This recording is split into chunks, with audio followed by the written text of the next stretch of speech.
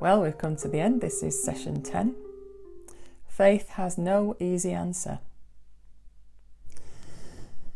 I said to my soul, "Be still, and let the dark come upon you, which shall be the darkness of God." I said to my soul, "Be still, and wait without hope, for hope would be hope for the wrong thing. Wait without love, for love would be love of the wrong thing. There is yet faith, but the faith and the hope and the love are all in the waiting. Wait without thought, for you are not yet ready for thought. So the darkness shall be the light, and the stillness the dancing. In order to arrive at what you do not know, you must go by a way which is the way of ignorance." Imagine feeling looking for God in the horror of present circumstances is best done in secret. Imagine thinking it might be very difficult, almost impossible, to find Jesus in the dark. Imagine looking for Jesus and finding he is not there. Imagine losing hope, losing love, losing the ability to think about what things might mean, and coming face to face with ignorance. Perhaps that's the place that the virus has brought us to. T.S. Eliot's poem was written during the Blitz, when he realised that all the usual comforts didn't work. But the story also reflects the ending of the Gospel according to Mark. If you look in your Bible, you'll see that Mark has at least 3 potential endings. But for my money, I think the most likely ending is at verse 8. I'll explain a bit why in a minute, but first let's read it.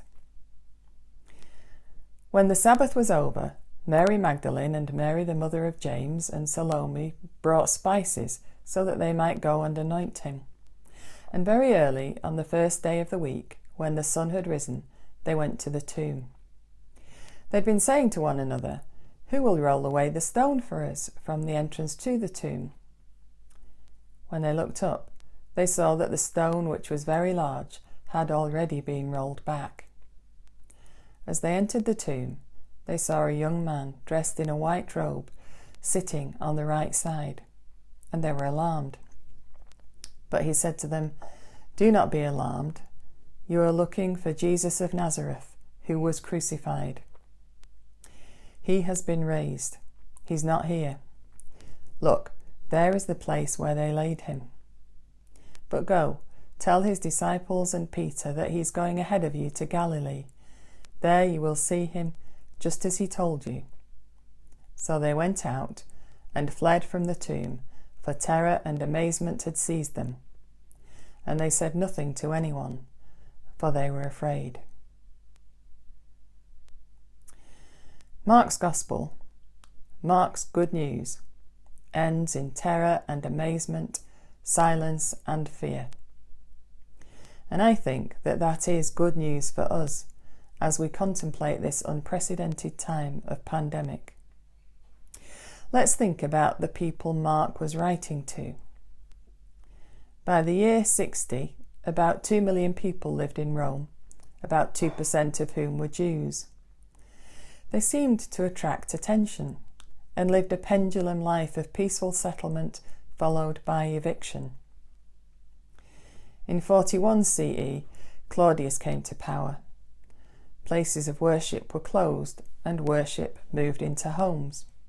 That's familiar, isn't it? While there were tensions between traditional Jews and Messianic Jews, things were largely peaceful until Nero became emperor. Between the 19th of July 64 and the 28th of July 64, a fire broke out that reduced most of the city to ashes. Coincidentally, Nero had wanted to destroy the same area of the city and rebuild it as a kind of first-century vanity project. The Senate began to point the finger. The Jewish quarter was untouched, and so its inhabitants were convenient scapegoats. The traditional Jews decided to scapegoat the Messianic Jews, and Nero sought revenge. Soldiers went through the community, demanding that people betray each other. Some died because they'd been betrayed, others because they refused to betray their neighbours. Then, when things calmed down, this community gathered again to worship. A community racked by fear, guilt, and trauma. And Mark wrote his gospel to them. And isn't that where we are and where we'll be for some time?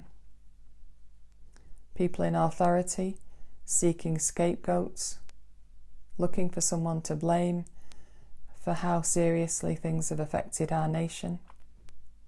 People afraid that this is going to come back. People feeling guilty that maybe they were part of the spread. All those things. So Mark doesn't choose to commentate from the sidelines. Going back to the gospel story, Mark doesn't point the finger at the women and say they should have had more faith. He doesn't give a theological explanation of events. He finishes with a church in terror and amazement, afraid and keeping silent.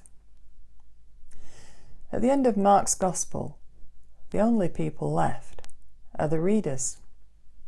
Everyone else has fled. We hear the same commission from the young man. We have the same options. We don't know either whether things will work out in the end. We don't know where or when or how this pandemic will end, and we might return to some form of security.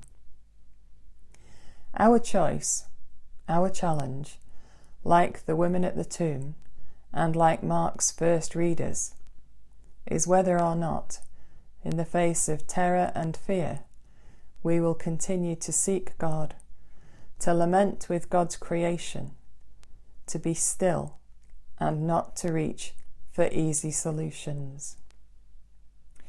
In order to arrive at what you do not know, you must go by a way which is the way of ignorance. That is the choice and the challenge.